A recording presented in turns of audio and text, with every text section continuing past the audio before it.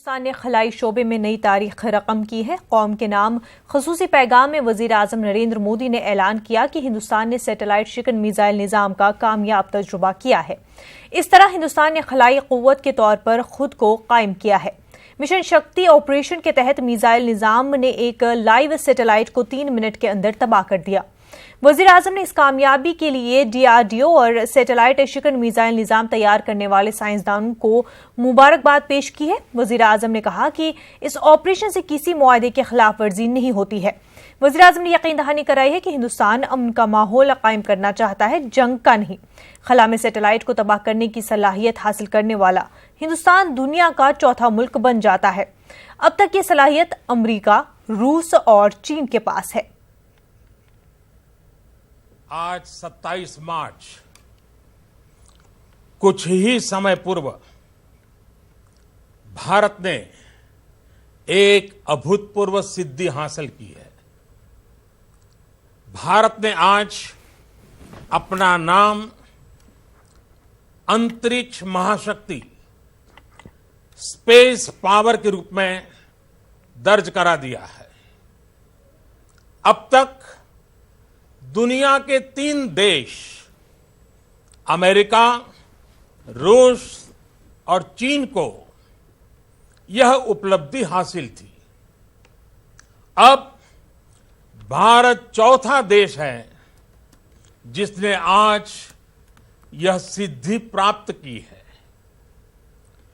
हर हिंदुस्तानी के लिए इससे बड़े गर्व का पल नहीं हो सकता है।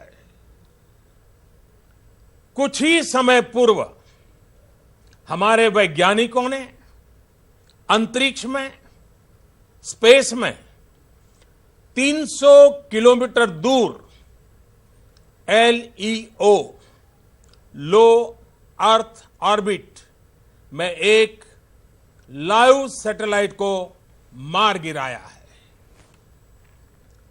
LEO लो ऑर्बिट में यह लाइव सैटेलाइट, जो कि एक पूर्व निर्धारित लक्ष्य था, उसे एंटी सैटेलाइट ASAT मिसाइल द्वारा मार गिराया गया है। सिर्फ 3 मिनट में सफलतापूर्वक यह ऑपरेशन पूरा किया गया है।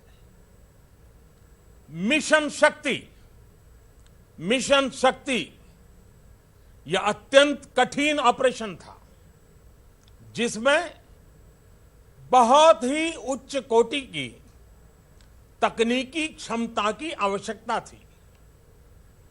वैज्ञानिकों द्वारा सभी निर्धारित लक्ष्य और उद्देश्य प्राप्त कर लिए गए हैं।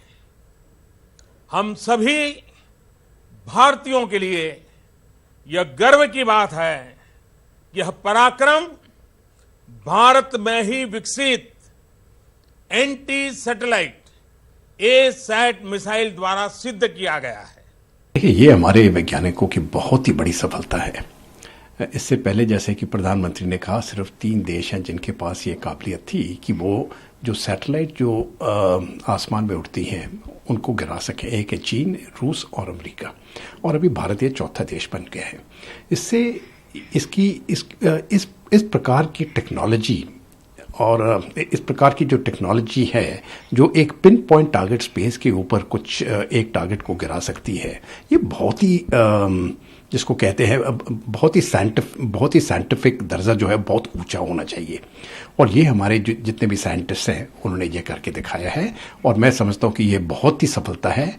और जो भी हमारे साइंटिस्ट हैं, जो वैज्ञानिक हैं, जो उन्होंने इस पर लगे हुए थे, वो उन सब ने देश का नाम रोशन किया। Well, I think India is moving forward in the technology front very fast. The space research activity is a flagship as far as that is concerned. And defense also has done equally well in the Agni 5 series of missiles and so on. So that way, it is a show of strength as far as the country is concerned. And is very much needed. to get the respect from the international community, and also deter those people who want to, one way or other, intervene with our systems on the ground as well as in space. It is very important because today India has demonstrated its technological capability that we can engage in low Earth orbit and orbiting satellite at any point in time with very high precision. We have the rocketry capability, we have the kill-we-kill capability, we have the acquisition capability, we had the network of radars and systems which are able to track satellites which are orbiting in the various orbits, what they are doing, what are their speeds, in which direction they are going. All this information we have.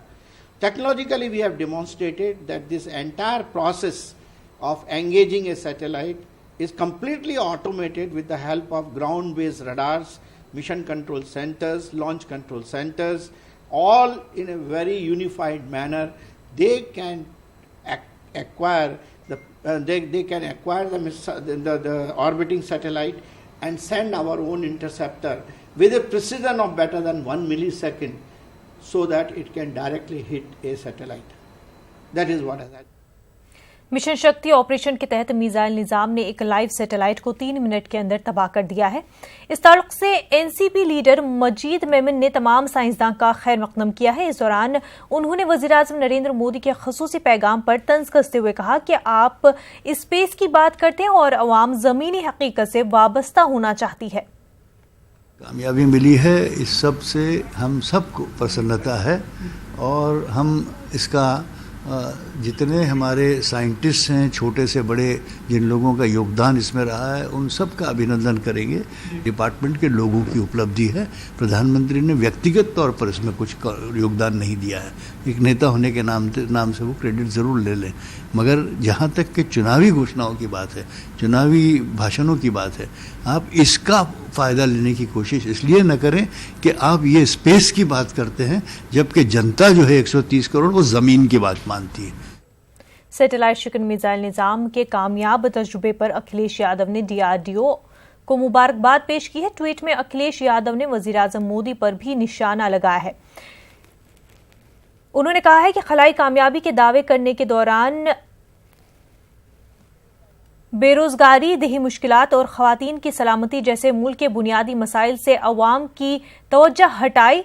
Akhilesh Yadav ने tweet किया है कि खलाई mission की कामयाबी DRDO की कामयाबी है।